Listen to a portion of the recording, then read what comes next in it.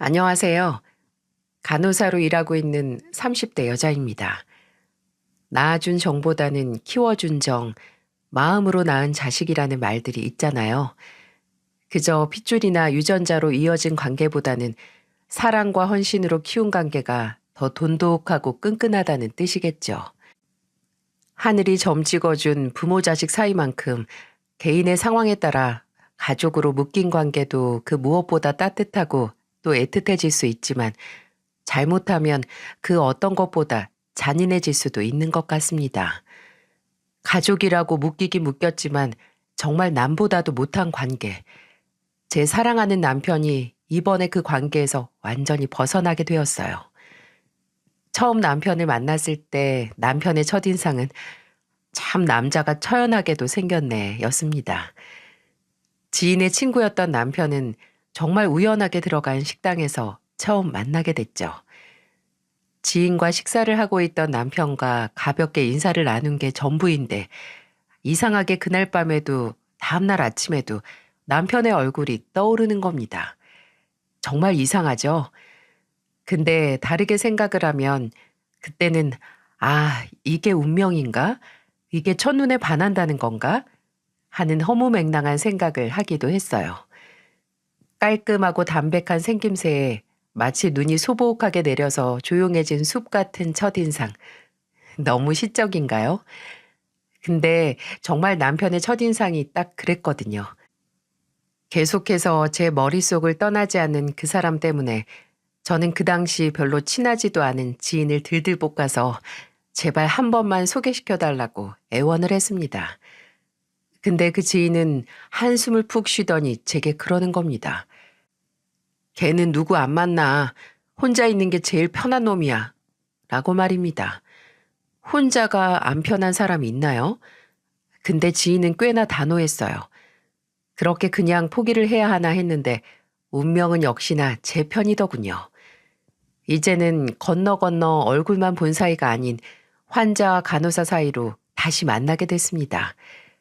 알고 보니 제가 일하고 있는 병원 근처 대기업에 다니고 있었더라고요.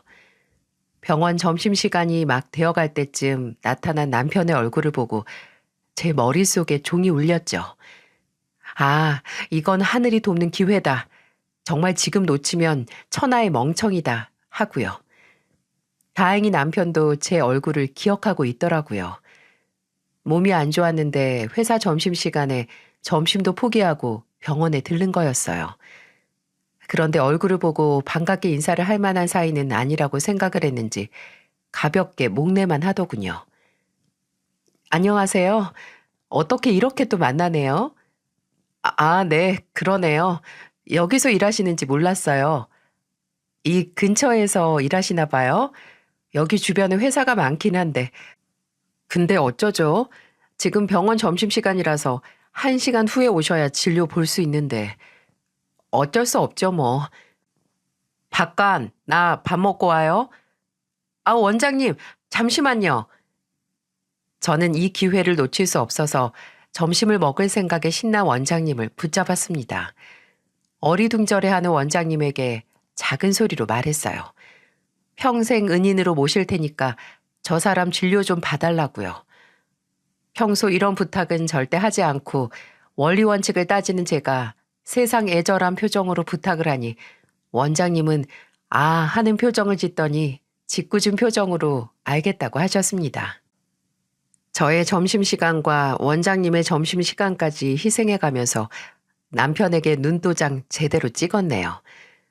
그 후로 일하는 곳이 가까운 저희는 종종 마주쳤습니다. 출근길에도 점심시간에도 퇴근길에도 확실히 얼굴을 자주 보니까 조금이라도 정이 든 건지 어쩌다 퇴근길에 남편을 만나서 남편이 저를 차로 데려다 준 적이 있었거든요. 저는 그 자리에서 남편에게 제 속마음을 넌지시 털어놓았어요. 사실 처음에 준호 씨 봤을 때부터 마음에 있었고 지금까지 계속 수작을 부렸던 거라고요. 근데 남편도 어느 정도 제 마음을 알고 있었던 건지 그렇게 많이 놀라지 않더라고요. 제 고백에 불편해하는 눈치는 아니었지만 진지한 표정으로 제게 말했습니다. 가희 씨, 너무 좋은 분인 거 아는데 제가 지금은 사람을 만날 생각이 없어서요. 그럼 친구는 어때요? 그냥 친구로 지내요. 이렇게 만나면 집에도 데려다 주고 만나면 밥도 먹고 또 점심시간에 병원 진료도 보게 해줄 수 있는 친구요. 태어난 제 말에 남편은 호탕하게 웃었고 그렇게 친구부터 시작했어요. 남편은 문턱이 높은 만큼 참 어려운 사람이었습니다. 예민하거나 까다로운 게 아니라 뭐랄까요? 좀 보이지 않는 선이 많은 사람이었죠. 친구가 되고 거의 반년 만에 연애를 했는데 연애 초반에도 어딘지 전보다 가까워진다는 느낌이 안 드는 거예요. 그런 사람에게는 그저 시간이 약이라고 생각을 했죠. 그냥 저도 저 나름대로 진심으로 대하면 언젠가는 저 철옹성이 열리겠지 하고 기다렸습니다. 남편은 저와 연인이 되고 1년 정도 지났을 때 저를 보고 이 사람이라면 결혼하고 싶다는 감정을 처음 느꼈을 때 제게 자신의 모든 걸 보여줬습니다. 본인의 사소한 것까지 기억하는 저를 보고 처음으로 결혼을 생각했고 또 본인의 자취방에 먼저 와서 너무 편하게 TV를 보고 있는 저를 보고 결혼을 생각했다고 하더군요. 또 제가 먼저 가족 이야기를 덤덤하게 털어놨을 때 저와의 진지한 관계를 꿈꿨다고 하더라고요. 저한테는 몸이 조금 불편한 남동생이 있었는데 남동생은 다리 두 쪽 길이가 달라서 군대도 못 갔고 평소 길이를 맞춰주는 신발을 신고 다니거든요. 일상생활에 큰 문제는 없지만 어렸을 때는 그걸로 놀림도 참 많이 받았어요. 그래서 한 번은 제가 남동생 얘기를 하면서 걔 초등학교 때 내가 매일 업고 다녔다. 사내 놈이 눈물도 많아서 놀림받아서 울면 내가 방까지 직접 찾아가서 놀린 애들 전부 혼내줘서 내 별명이 선생님들 사이에서 쌈딱 누나였다 하는 얘기를 웃으면서 했어요. 그 이야기의 어느 부분이 남편의 마음을 움직였는지 남편은 그 후로 조금씩 본인 이야기도 털어놓기 시작했습니다. 마음 편히 들어주는 사람이 있으니까 마치 몇 년을 억눌러 왔던 댐이 무너지는 듯 속 얘기가 콸콸콸 쏟아지더군요. 그런데 남편의 살아온 얘기를 듣다 보니까 왜 이 사람에게 다가가는 문턱이 그리도 높았는지 충분히 납득이 됐습니다. 나 초등학교 입학했을 때쯤 어머니가 돌아가셨거든. 그래서 어머니에 대한 기억은 얼마 없어. 그냥 어머니 손잡고 동네 산책하고 대공원 가고 집에서 어머니가 해준 반찬 투정하는 정도? 그리고 어머니가 동네에서 작게 아동복 가게를 했는데 매일 거기 가서 어머니랑 같이 있었던 거. 근데 이제 막 초등학교 들어간 애가 부모님의 죽음을 얼마나 이해했겠어. 내가 어머니 빈자리가 어떤 의미인지 다 깨닫기도 전에 아버지는 재혼하셨지. 새어머니도 재혼이라서 딸을 데리고 왔거든. 나보다 2살 어린 동생이 생긴 거지. 근데 난 그때 새 가족이 생긴다는 생각에 또 좋았다. 참, 웃기지? 사람을 내가 좋아했거든. 근데 그게 내 기대하고 완전 다르더라고. 우리 아버지는 지방 현장 돌아다니면서 막노동을 해서 한 달에 집에 있는 시간이 일주일도 안 됐거든. 그래서 늘 집에는 나랑 새로운 식구가 된 모녀, 이렇게 셋만 있었어. 근데 그 식구에 내가 포함이 안 되는 거야. 무슨 소리인지 알겠어? 나는 새롭게 꾸려진 식구 취급을 못 받았던 거지. 새어머니가 날 정말 없는 취급했거든. 내가 말을 걸어도 별 대꾸도 안 해주고 늘 본인 딸 챙기기 바빴고. 처음엔 내가 뭘 잘못한 줄 알았어. 어린애가 뭘 알겠어. 차별이니 뭐니 알아채지도 못했지.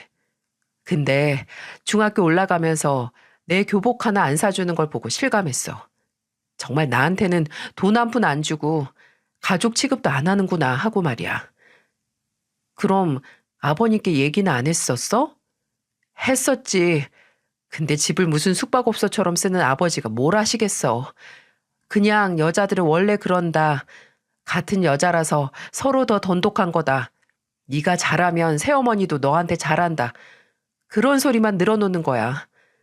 나는 매년 키가 자라서 교복 바지는 점점 줄어드는데 바지 하나 사달라고 말을 못했어. 그래서 학교 졸업한 선배들이 기증하고 간 교복 무더기에서 내가 입을 걸 찾았거든. 나중엔 그것도 도 같아서 눈대중만 봐도 저건 딱 나한테 맞는다. 바로 알았다니까. 내가 헌 교복 찾는 선수가 됐을 때 동생은 중학교 입학한다고 번지르한 새 교복 3벌이나 사주셨더라. 매번 드라이하기 힘드니까 골라서 입고 가라고 셔츠도 5개나. 나는 교복도 참고서도 다 선배들이 버리고 간 거 주워서 겨우 학교 다녔는데 내 동생은 새어머니가 주는 용돈으로 편하게 다녔지. 난 아직도 아침에 뭘 못 먹는다. 어려서부터 그 시간에 뭘 먹은 기억이 없어서 위장도 그렇게 길들여졌나 봐. 아침 먹고 등교한 기억이 없어. 근데 내 동생은 아침 먹다가 학교 지각한 적도 있으니 내 속이 더 뒤집어지지. 새어머니는 늘 동생 아침밥만 챙겨주고 내가 그걸 빤히 보고 있으면 너 학교 안 가니? 하고 빨리 집에서 내보내셨거든. 근데 나는 또 미련하게 그 관계를 완전히 포기를 못했어. 진짜 웃기지 않아? 나 싫다고 너는 내 자식 아니라고 티를 팍팍 내는데도 끝까지 그래도 중요할 때는 내 편이 되어주지 않을까? 이런 희망을 가지고 있었어.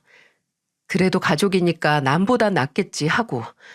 근데 그것마저 완전히 놓게 됐어. 처음 고등학교 들어가고 내가 가출을 한 적이 있었거든. 사춘기가 늦게 오기도 했는데 그때 처음 본 중간고사를 완전 말아먹어서 속이 시끄럽기도 했고 집에는 내 편이 없지. 아버지는 전화하면 받지도 않으시고 그래서 한 3일 정도 학교도 집에도 안 갔어. PC방에서 자고 아니면 옆 동네 놀이터에서 자고 그러다가 수중에 돈이 뚝 떨어져서 안 되겠다 싶어서 집에 갔는데 내가 거실에 들어가자마자 새어머니가 날 막 팼어. 정말 무슨 짐승 패는 것처럼 패더라고. 남편은 마치 남일 얘기하듯 덤덤하게 그날의 일을 제게 말해주었어요. 새어머니는 남편을 아예 바닥으로 내동댕이 쳐서 누운 상태로 말도 못하게 때렸다고 합니다. 너, 내가 널 어떻게 키웠는데 그래도 그 사람 자식 새끼라고 안 내치고 한 집에 이렇게 있게 해줬잖아. 그럼 감사히 생각해서 숨 죽이고 살아야지. 날 학교까지 불려가게 만들어? 내가 쪽팔려서 얼굴을 들 수가 없어. 수혜 반 친구들이 다 알고 있더라. 네 오빠 가출했다고 양아치라는 말 듣고 애가 엉엉 울면서 집에 왔어. 창피해서 학교 못 다니겠대. 네가 뭔데 내 딸 입에서 창피해서 학교 못 가겠다는 말이 나오게 만들어. 네가 뭔데? 가출?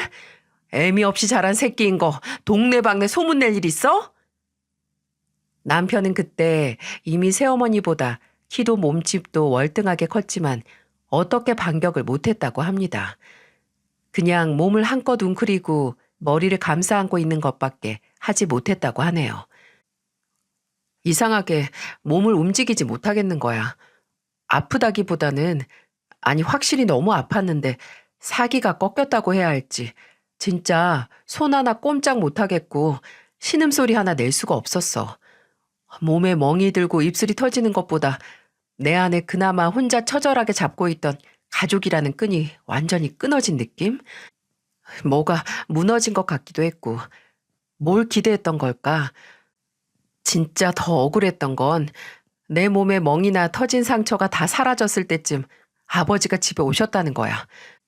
만약 상처가 남아 있었다면 우는 소리라도 했을 텐데 말이야.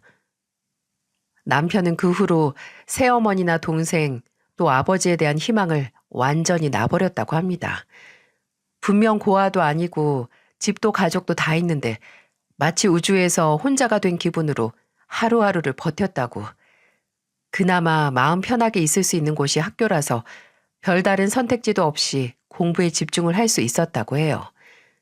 학교 문이 열리면 제일 먼저 등교하고 학교 경비원 아저씨랑 같이 학교에서 나왔다고 하네요.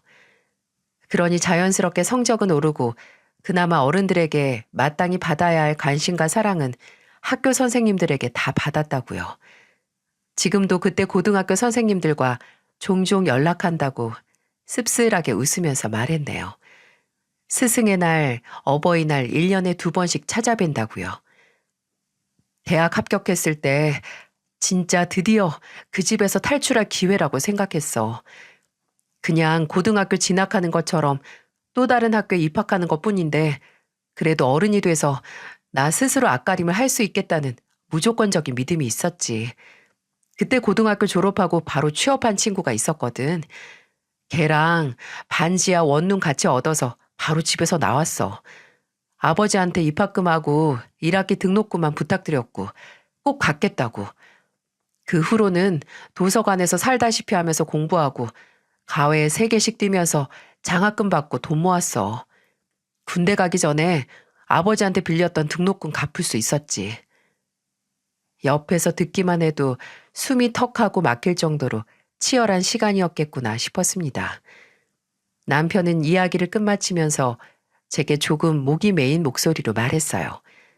그래서 저를 밀어낼 수밖에 없었다고.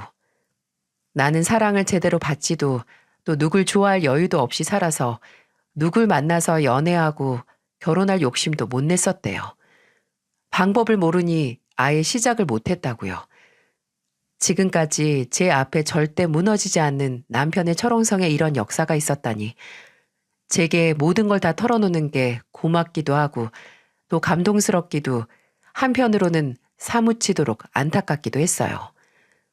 남편이 낯을 가리고 서투른 점이 있지만 사람을 좋아한다는 건 저도 이미 알고 있었거든요. 제가 다가갔을 때 주저하면서도 또 건드리는 대로 따라주는 것도 또 먼저 제 가족을 만나고 싶다고 했던 걸 보면 정말 정에 약하고 사람을 좋아하는 사람이라는 걸 느낄 수 있었습니다. 저에게 본인 가족 이야기나 소개를 시켜주는 건 극도로 꺼리면서 또 저에게는 먼저 말없이 저희 본가에 찾아가서 식사를 한다거나 취업 준비를 하던 남동생을 불러서 이것저것 먼저 정보를 찾아주기도 했었고요. 이렇게 사람에 목말랐던 사람이 어려서부터 얼마나 외로웠을까 하는 생각에 머리가 어지러울 정도로 슬프더군요. 그나마 이제라도 나를 만나서 이렇게 그간의 고통을 치유할 수 있다면 좋겠다 하고 생각을 했죠. 하지만 남편과의 결혼 얘기가 점점 수면 위로 올라와 선명해질 때쯤 꼭 거쳐가야 할 단계가 남아 있었어요. 바로 남편을 그렇게 외롭게 만든 남편의 가족과 만나야 한다는 거. 남편도 명절이 아니면 일부러 찾아가지 않고 살았다고 하는데 아무래도 그런 시댁과 살갑게 얼굴을 마주하긴 어려웠죠. 남편은 그냥 형식상의 인사만 하자라고 제게 말하더군요. 본인도 어차피 기본만 하는 수준이니까 제게 굳이 걱정할 필요 없다고 저를 위로해줬죠. 근데 시댁에 먼저 인사를 드리러 가기도 전에 저는 문제의 그 모녀를 만나게 됐습니다. 바로 남편의 회사 앞에서 말이죠. 그날은 병원 오전 근무만 하던 터라 퇴근하면서 잠깐 남편의 얼굴을 보고 집으로 가려고 했어요. 잠깐 나올 수 있나 싶어서 가까운 남편의 회사로 걸어가면서 남편에게 전화를 하는데 안 받더라고요. 회의가 있나? 아니면 너무 바쁜가 싶어서 얼굴 못 보고 가겠구나 했는데 남편 회사 앞 작은 광장에 남편이 서 있는 겁니다. 반가워서 달려가기도 전에 남편이 누군가와 함께 있는 게 보였죠. 멀리서 봐도 어딘지 분위기가 안 좋아 보였는데 나이가 좀 많은 중년의 여성 한 명과 제 또래로 보이는 예쁘장한 아가씨가 남편과 언쟁을 하는 걸로 보였습니다. 바로 알았죠. 아, 설마 저 사람들이? 어린 시절 남편을 외로움에 허덕이게 했던 그 모녀인가 했습니다. 주변이 시끄러워서 대화를 제대로 듣지 못했지만 대충 이런 내용이었어요. 대기업 간 아들 키워놓으면 뭐하나. 덕도 못 본다. 엄마가 너 보러 이 먼 곳까지 와야겠냐. 너 동생이 대학 졸업하고 뭐하고 사는지 궁금하지도 않지? 오빠 주변에 취직할 자리 있으면 알려줘라. 나 자격증 준비도 하고 스펙 쌓고 있다. 인사팀이면 면접 뭐 도와줄 것 없냐 등등. 딱 들어도 남편이 곤란해할 만한 대기업 간 남편에게 뭐 하나 얻기 위해 만나러 온 것처럼 보였어요.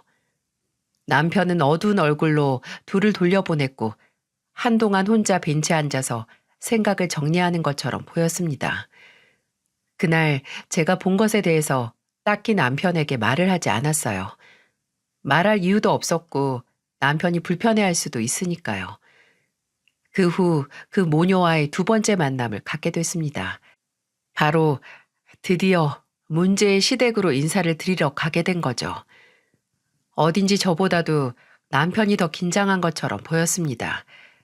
마치 본인의 치부를 완전히 드러내게 된 사람처럼 뻣뻣하게 굳어서 보기 어찌나 안쓰럽던지요. 저는 남편에게 걱정 말라고 오늘 무슨 일을 겪고 뭘 보든 당신에 대한 마음 하나 안 변할 거고 나는 시댁을 보고 크게 실망을 해도 오히려 그런 환경에서 이렇게 훌륭하게 자란 당신이 더 대단해 보일 거라고요. 그렇게 자신만만하게 들어간 시댁에서 저는 인류애를 한 스푼 상실하고 말았습니다. 내가 준호제 서울 명문대 보내고 대기업까지 보냈다고? 동네에서 엄마들 사이에서 유명인이었어. 어떤 엄마는 제발 비법 좀 알려달라고 밤낮 안 가리고 우리 집에 와서 사정했다니까. 그 집 아들이 대학도 삼수해서 들어가서는 군대도 못 가고 몇 년째 취업에 매달렸거든. 근데 그게 어떻게 비법을 전수한다고 되니? 다 처음부터 환경이 뒷받침이 돼야 하고 머리는 타고난 거지. 안 그러니 준호야? 내가 준호 친엄마는 아니더라도 정말 마음으로 낳아서 지극정성이었거든. 없던 아들 생겨서 힘들긴 했어도 우리 준호가 날 잘 따라주기도 했고 며느리 될 사람 앞에서 재혼해서 얻은 자식 명문대 보내고 대기업 보냈다고 자랑하는 시어머니. 저는 그 뻔뻔스러움에 밥이 코로 들어가는지 입으로 들어가는지 구분도 못했습니다. 남편에게 들은 게 소설인지 지금 시어머니가 제 앞에서 침을 튀겨가며 자랑하는 얘기가 소설인지 분간을 못할 정도였어요. 울 오빠 고지식하고 사람 진짜 재미없죠? 옛날부터 그랬어요. 뭐가 불만인 건지 집에서도 입 꾹 다물고 가만히 있고 방에서 잘 나오지도 않았어요. 뭐 이제 와서 생각해보면 사람이 그렇게 좀 이기적인 구석이 있어야 출세하나 봐요. 가족은 그냥 뒷전에 연락도 잘 안 하고. 그게 누구 때문이겠어요? 시누이가 얄밉게 남편 흉을 보는데 남편이 시댁에 연락을 잘 안 하고 말수가 적은 게 모두 본인들 잘못이라는 생각을 눈꼽만큼도 못하고 있더군요. 원래 당한 사람만 알고 한 사람은 모른다고 하잖아요. 딱 그 짝이었어요. 시아버지는 두 모녀가 생글생글 웃으면서 얄미운 소리를 해도 그저 입국 다물고 반주를 하시기 바빴고요. 새삼 이런 집에서 혼자 제정신인 남편이 놀라울 따름이었죠. 근데 아가씨는 지금 무슨 일 한다고 했죠? 대학 졸업한 지 꽤 됐다고 들었는데.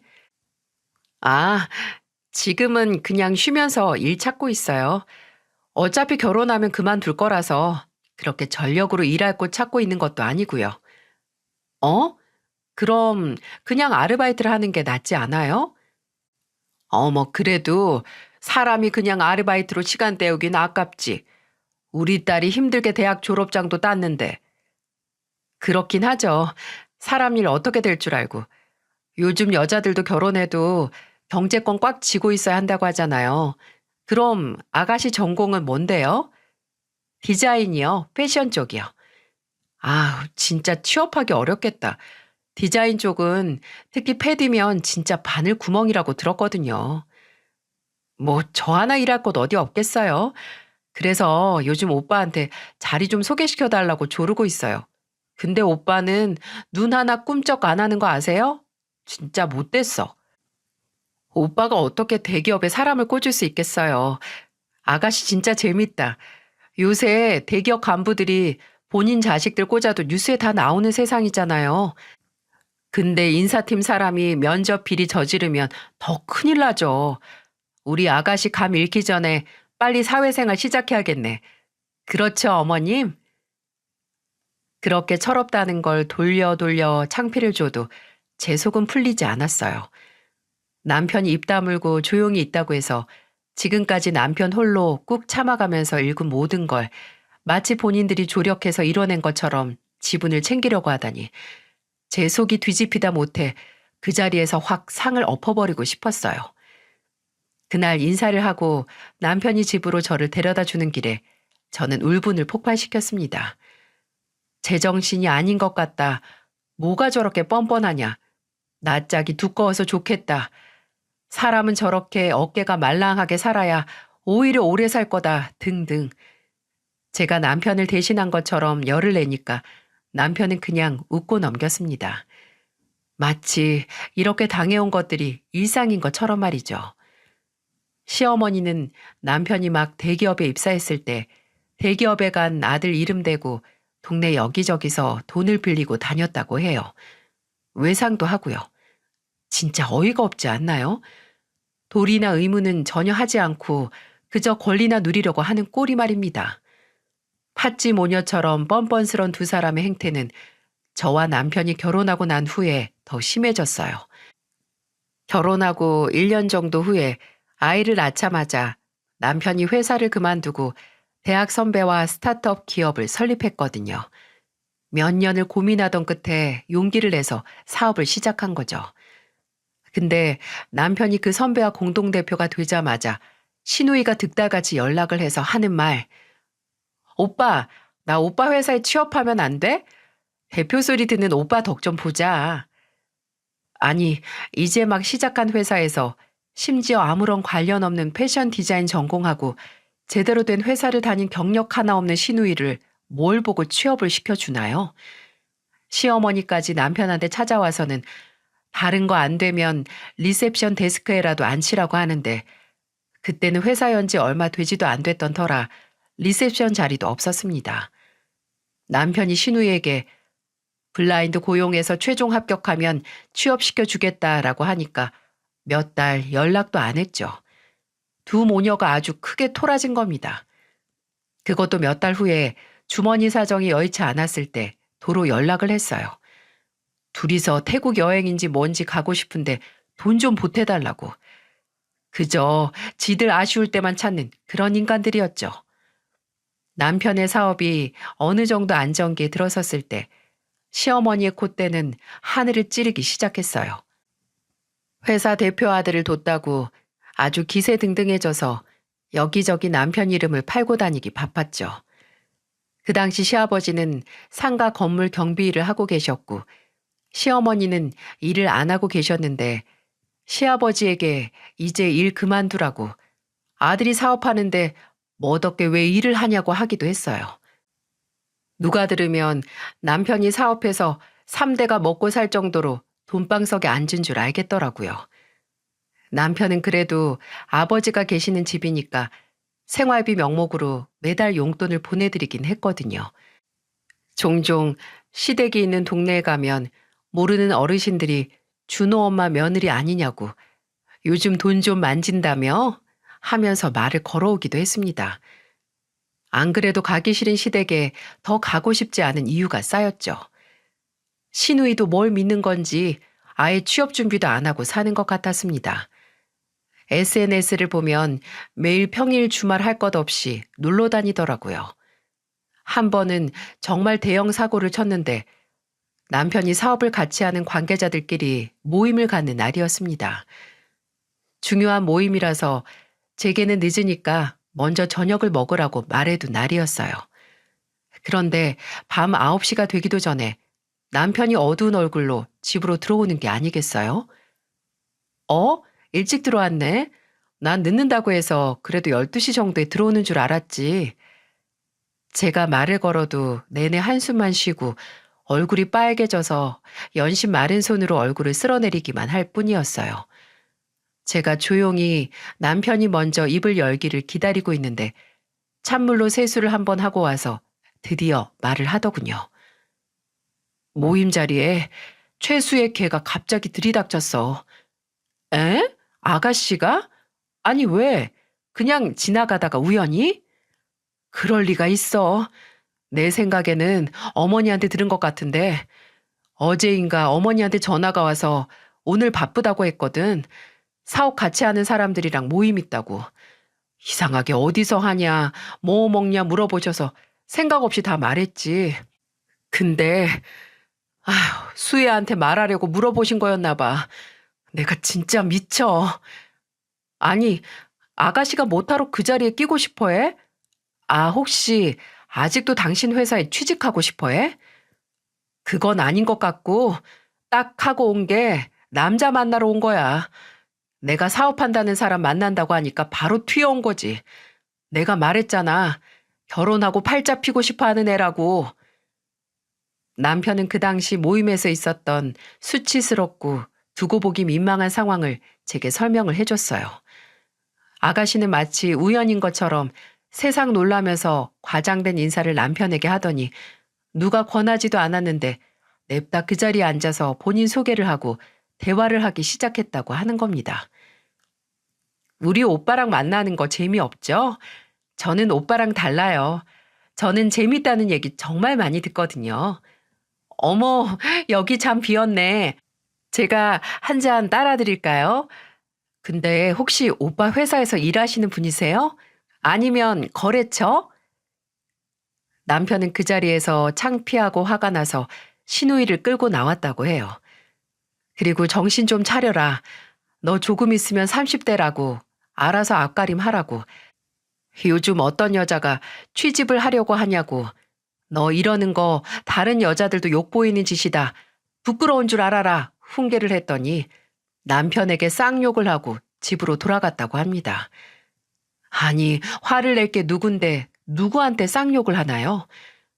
오빠가 사업상 만난 모임에 갑자기 나타나 그렇게 회방을 놓다니 정말 기상천외할 정도로 비상식적인 행동 아닌가요? 그 후로도 몇 번 남편은 시어머니에게 시달렸습니다. 네 동생이 너 생각해서 간 자리에서 그렇게 창피를 주냐? 동생이 잘 되는 게 그렇게 배가 아프냐? 헛소리를 해대서 남편이 그냥 무시하고 끊어버렸죠. 그런 방법으로 잘 된 동생이면 내가 안 보는 데서 알아서 잘 되라고 하니까 시어머니가 아무 말도 못 하시더라고요. 그때 모임이 정말 중요했던 게 그 당시 남편 사업이 조금 주춤할 때였거든요. 사업 시작하고 한 4년 정도 지나서 안정기인가 싶었는데 그게 아니었던 거죠. 함께 사업을 했던 공동대표인 사람도 갑자기 발 뺀다 난리를 쳐서 남편이 새 거래처를 뚫기 위해 홀로 고군분투했던 때였어요. 그런데 그 자리를 시누이가 그렇게 망쳐버리니 남편이 머리 끝까지 화가 날 수밖에요. 근데 이렇게 제 눈에 찰 돈 많은 신랑감 사냥을 하느라 찬물 더운 물 안 가리던 시누이가 드디어 제 짝을 찾게 됐습니다. 대체 어느 불쌍한 남자가 신세 망칠까 했는데 대기업 연구원으로 돈 꽤나 잘 벌고 괜찮은 집안 사람이라고 시어머니가 아침 대바람부터 전화를 해서 자랑을 하시더라고요. 연애한 지 아직 몇 달 안 됐을 때부터 이미 사위 돈으로 효도관광할 생각하는 시어머니를 보면서 혀를 끌끌 찼죠. 그렇게 좋아서 당장 하늘로 날아갈 것 같은 시어머니를 보니 마치 저희 집의 행복을 시어머니와 시누이에게 뺏긴 기분이었어요. 남편의 사업이 다시 살아날 기미가 안 보여서 더 그랬겠죠. 공동대표는 잠수 타서 사라지고 당장 직원들 월급을 줘야 하는데 매달 적자인 상황에 자금은 이미 다 떨어져서 바닥을 보인 터라 남편의 눈앞은 깜깜했을 거예요. 그나마 몇 달 제가 번 돈으로 저희 집 식구들이 살긴 했어도 그저 마른 우물에 물 채워넣는 꼴이었어요. 남편은 계속되는 경험난에 아예 사업을 접기로 했습니다. 정리할 것 정리해서 마지막으로 직원들에게 월급 겸 퇴직금을 나눠주고 저와 남편의 공동 명의로 된 아파트도 정리해서 작은 빌라에 월세로 들어가게 됐죠. 당장 180도 달라진 일상생활에 아직 어린 아들에게 너무 미안하고 남편이 원망스럽기도 했어요. 하지만 남편이 다른 걸 해먹다가 까먹은 것도 아니고 누구보다 성실했는데도 안 된 일이라는 걸 너무 잘 알기에 그 원망도 반짝하고 사라지기 일쑤였죠. 저와 남편은 다시 바닥부터 시작하기로 했습니다. 그나마 제가 계속 일하고 있으니 다행이었어요. 남편은 일단 경력을 살려서 예전 직장 동료의 도움으로 단기 프로젝트에 투입이 돼서 일했습니다. 그나마 예전의 연이 남아있어서 어찌나 다행이던지요. 저도 남편도 앞으로 몇 년은 허리띠 바짝 졸라매고 살아야 할 각오를 했습니다. 근데 어디에나 큰 장애물은 있기 마련이죠. 그런데 이 장애물은 평생 남편의 앞길을 자갈밭, 지뢰밭으로 만들었던 그 장애물이었기에 더 넌덜머리가 났습니다. 말 안 해도 다 아시겠죠? 그 팥쥐 모녀 두 사람 말입니다. 저희 집은 힘든 시기를 보내고 있었지만 시어머니와 시누이 입에는 미소가 떠나질 않았어요. 왜냐하면 시누이가 드디어 그 대단한 집안의 연구원이라는 사람과 결혼 날짜를 잡았거든요. 듣자 하니 시어머니 되는 사람이 서울에 건물을 갖고 있는 꽤 재력가 집안이라고 하더군요. 참, 한 우물만 판 결과가 이건가 싶더라고요. 씁쓸하긴 했어도 별다른 생각은 안 들었어요. 그저 알아서 살면서 이제 남편이나 제게 관심을 아예 끄고 살길 바랬죠. 그런데 시어머니나 시누이나 결혼을 준비하면서 저와 남편에게 은근히 눈치를 주더라고요. 그래도 동생 결혼인데 혼수 안 해주냐. 요즘 이런 TV 선물 많이 하더라. 냉장고도 좋다. 근데 한다면 김치 냉장고가 좋겠다. 등등.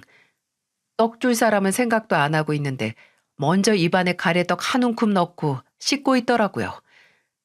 남편의 사업을 아예 정리했다는 건 시댁에 말을 하지 않았어요. 구태여 말할 필요도 없었고 알면 한바탕 저희 속을 박박 긁을 거라는 걸 잘 아니까요. 근데 아직 남편이 사업을 하고 있다고 생각하는 시어머니는 돈 많은 아들이 딸 결혼할 때 뭐 하나 해주지 않을까 기대에 부풀어 있었던 거죠. 아무리 줄 생각이 없었어도 일단 저와 남편은 그 당시 그럴 여유조차 없었어요.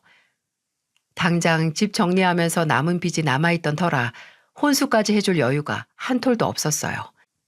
심지어 남편이나 저나 결혼할 때도 시댁에 받은 거 하나 없는데 당연하게 요구하는 모습도 어처구니가 없었고요. 그래서 그냥 축의금으로 하겠다. 혼수는 알아서 사라고 말했습니다. 시누이는 입술이 대빨 나와서 그럼 기대하겠다고 두둑히 주라고 뻔히 안 해도 될 말을 하더군요. 그래도 가족의 결혼이니까 남편도 몇 년 동안 입지 않은 맞춤 슈트를 차려입고 저도 시어머니 요구대로 한복을 대여해서 결혼식장으로 갔습니다. 먼저 와서 예식 준비하는 거 도우라고 해서 결혼식 전에 먼저 도착했죠. 웨딩드레스 입은 시누이 먼저 보기 전에 남편과 현금 30만 원 넣은 축의금 봉투부터 전달했어요. 그때 30만 원은 정말 한 달 생활비 중에 커다란 부분을 떼서 마련한 거였고요. 축의금을 하고 신부 대기실 쪽으로 가니까 시어머니와 시아버지 모두 그곳에 모여 있더군요. 시누이는 화장실에 간 건지 도우미들 대거 끌고 자리를 비운 상태였고요. 시어머니는 저와 남편을 흘끗 보고 그 흔한 완니라는 말도 없이 그냥 고개만 한번 끄덕이셨어요. 그리고 벽에 걸린 대형 거울을 몇 번이나 보면서 본인이 입은 한복 매무새만 몇 번씩 고치셨어요. 이 색 조금 촌스럽지 않니?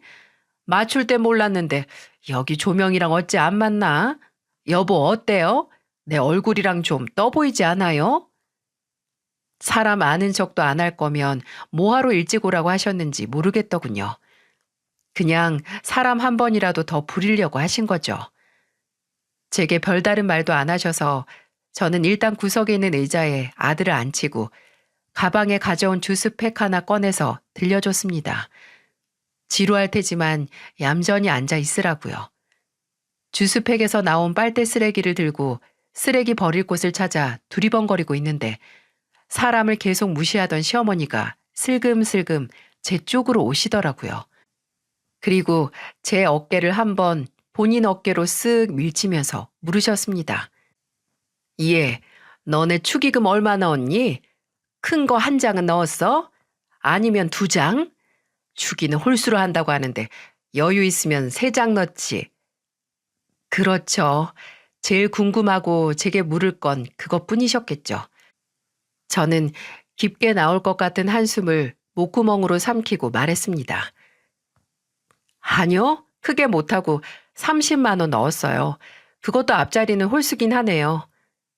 제가 가볍게 말을 했는데 어딘지 시어머니 반응이 이상했습니다. 말없이 저를 조금 쎄한 얼굴로 빤히 보는데 뭐지 싶었어요. 시어머니께서 별말이 없으시니 저는 찾던 쓰레기통을 다시 찾기 시작했고 그때 목덜미 쪽에서 둔탁한 고통이 느껴졌어요. 저는 무슨 일인지 확인할 틈도 없이 한복 저고리가 뜯어지는 소리가 나면서 바닥에 주저앉았습니다. 경악스러운 얼굴로 뒤를 돌아보니 씩씩거리며 숨을 몰아쉬는 야차 같은 시어머니 얼굴이 보였고 그런 시어머니가 한 손을 부들부들거리며 제 저고리의 뜯긴 부분으로 보이는 걸 쥐고 있었어요. 그래요. 시어머니가 제 저고리 목덜미 쪽을 잡아 뜯어내면서 제가 넘어진 거죠. 믿을 수가 없었습니다. 대체 뭐 때문에 저런 괴력까지 발휘하면서 저를 밀친 건지요. 그 모습을 모두 본 남편과 아들, 시아버지까지 제 쪽으로 달려오면서 소리를 쳤어요. 여보, 괜찮아? 어머니, 이게 무슨... 여보, 당신 이게 지금 뭐 하는 짓이야? 새 아기 옷을 왜 잡아 뜯어? 엄마 괜찮아? 신부 대기실에 있던 식장 직원들까지 제게 와서 부축해 주는데 얼굴이 다 화끈거렸어요. 시어머니는 그러던지 말던지 아직도 화를 억누르지 못한 표정으로 저와 남편에게 삿대질을 해가면서 소리를 지르기 시작했어요.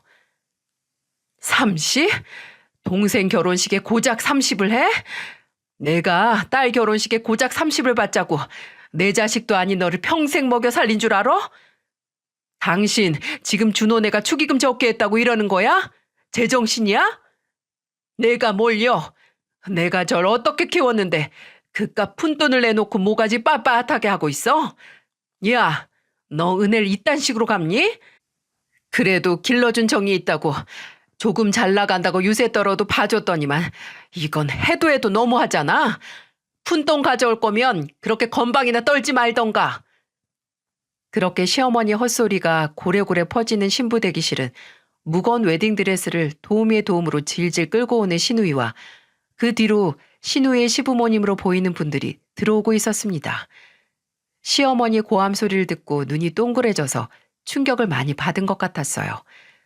하지만 지금 속에 안 차는 축의금으로 눈이 뒤집힌 시어머니에게는 아무것도 보이지도 또 들리지도 않았죠.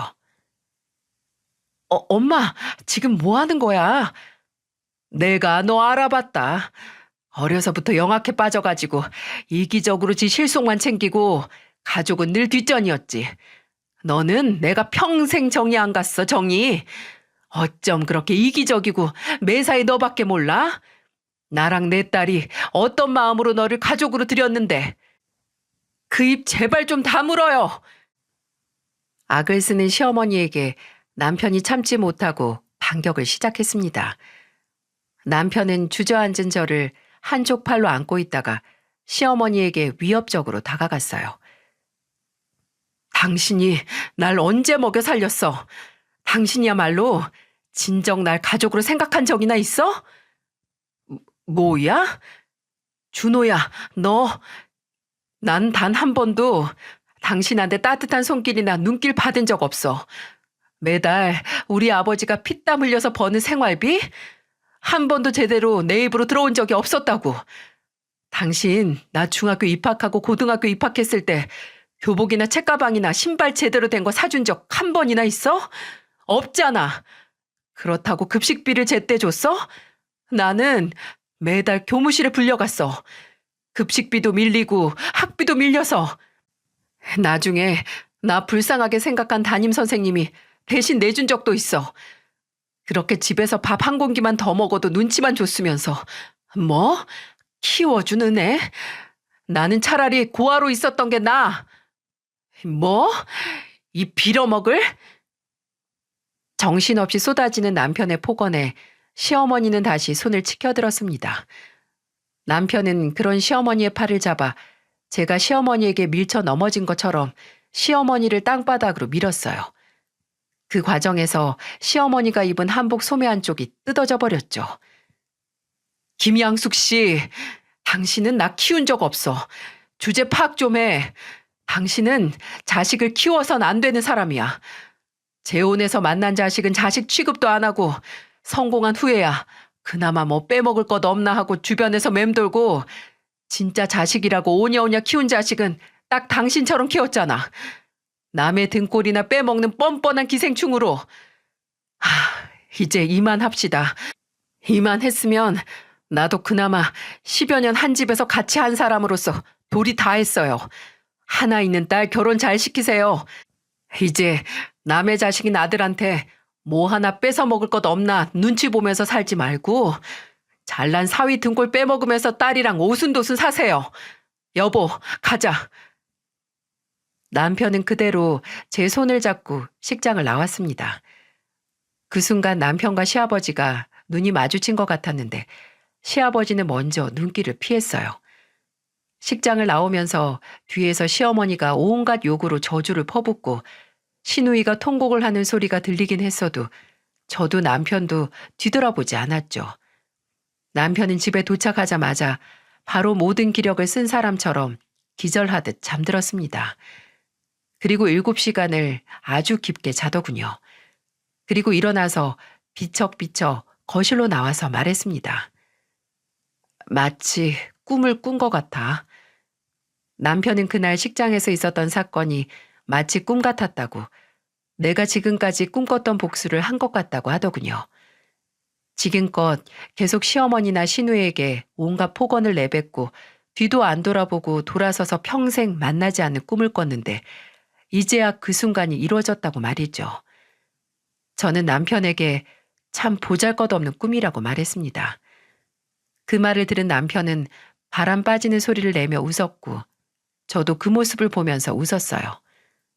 남편은 결혼 전에 제게 가족 이야기를 털어놓으며 처음으로 시어머니에게 맞았던 날 가족에 대한 희망을 버렸다고 했는데 아니었던 거죠.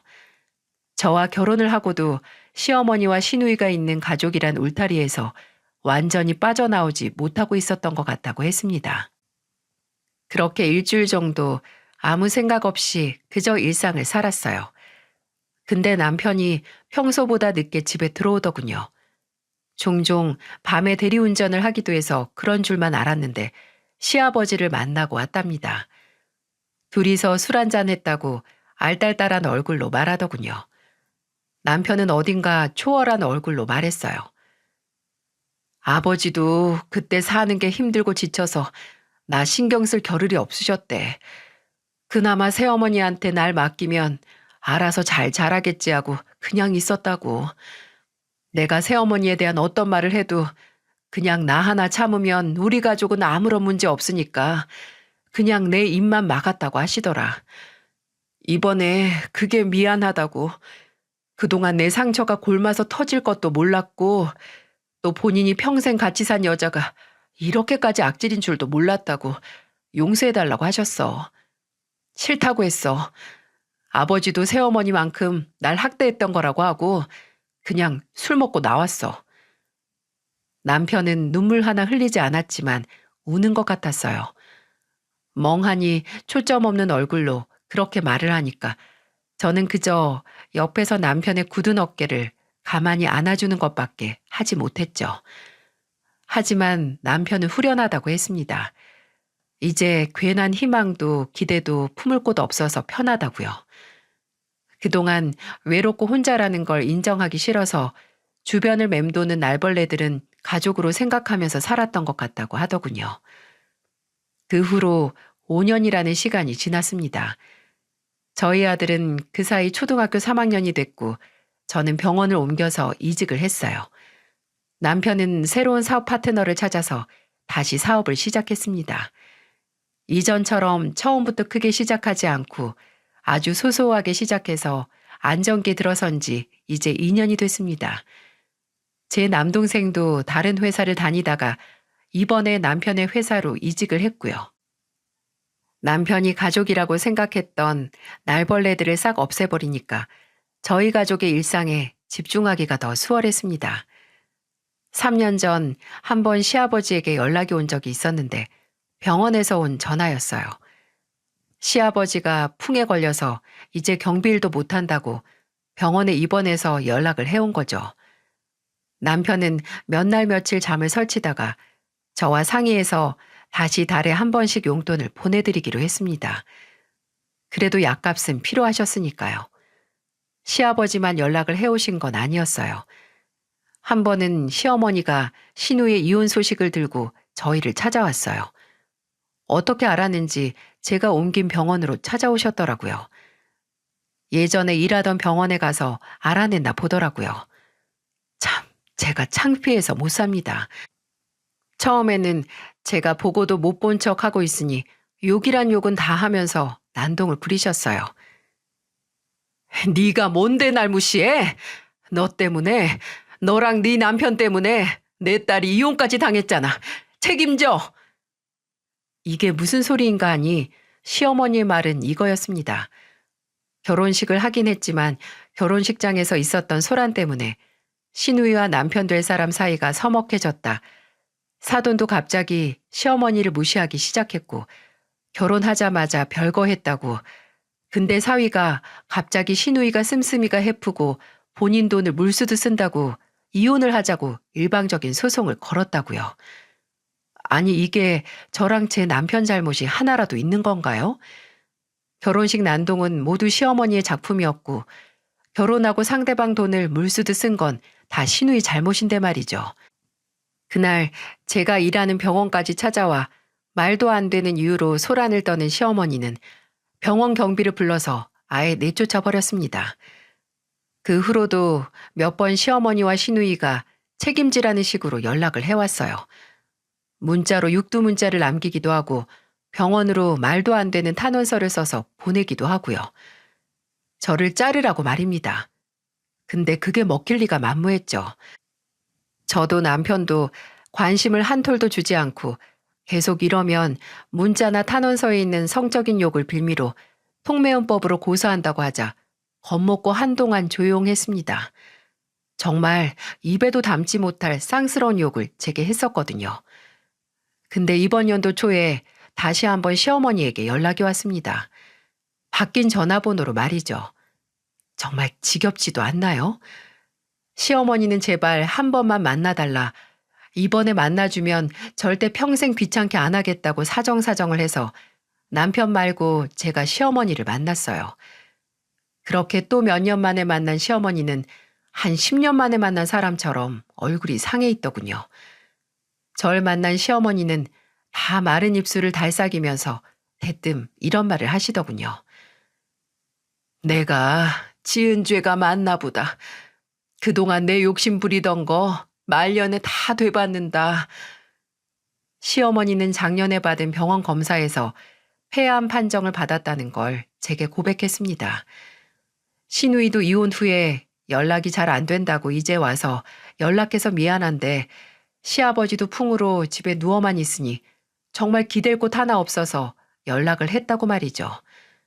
머리카락이 이제는 다 빠져서 휑한 정수리를 보이며 약한 소리를 하시는데 아무리 마음이 약해진다고 해도 당사자인 남편에게 사과를 하고 마무리를 지어야 할 일이잖아요. 저는 당장 병원비를 걱정하는 시어머니에게 현금 50만 원을 쥐어드리고 말했어요. 이제 제게 연락하지 말고 정말 용서를 빌고 싶으면 용서 빌 준비를 해서 남편에게 하라고 말이죠. 그 고백 이후 아직까지 시어머니는 남편에게 먼저 연락을 안 하시는 것 같습니다. 솔직히 무슨 염치로 연락을 하겠어요? 정말 본인 잘못을 뉘우치고 용서를 받고 싶다기보다는 그저 본인 몸이 걱정되니까 이제 와서 지푸라기를 잡는 심정일 텐데 앞으로 영원히 연락이 안 왔으면 합니다. 저도 그렇지만 남편에게도 어떤 방식으로든 시댁 사람들의 개입은 독이 될 수밖에 없으니까요. 남편은 정말 가지고 싶었던 나를 위하는 가족을 아버지나 재혼한 시어머니에게서 평생 찾지 못하고 이제와 저와 아들을 통해서 갖게 되어서 안정적인 일상을 되찾았네요. 어려서부터 몇십 년을 용심조차 못 낸 가족을 말입니다. 그나마 외롭게 살던 남편이 이제라도 안정을 찾고 저와 아들과 함께 평생 행복했으면 좋겠습니다. 저와 남편의 이야기를 들어주신 모든 분들께 감사의 말씀을 전합니다. 모두들 행복하세요.